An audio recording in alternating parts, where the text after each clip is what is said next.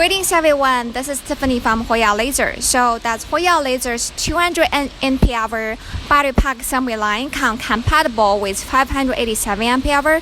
So we got this kind of question a lot. So recently, in this episode, I am at our client's factory. What I'm holding is 314 and this is not the real battery cell. So I just think I can just directly show you. So for this line, this is our manually loading workstations. When this is perfectly fitting for the 314, and if you want later stage to be like a bigger compatible, for this can be expand. So that's why this is one of the design this can be compatible with bigger cell. So, and then for the next workstation. So for the laser welding workstation, 你用这个能帮我往外开一下吗？对的，我拍个视频大概1分钟。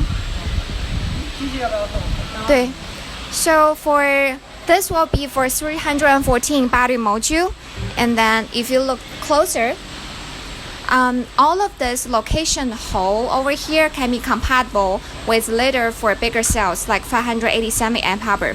All of this design can help our client in later stage to expand into the bigger module. So so that will be why this Huiyao-Laser's line can be compatible with bigger cell. So if you have more questions, just stay watched and I will see you in next episode. Bye!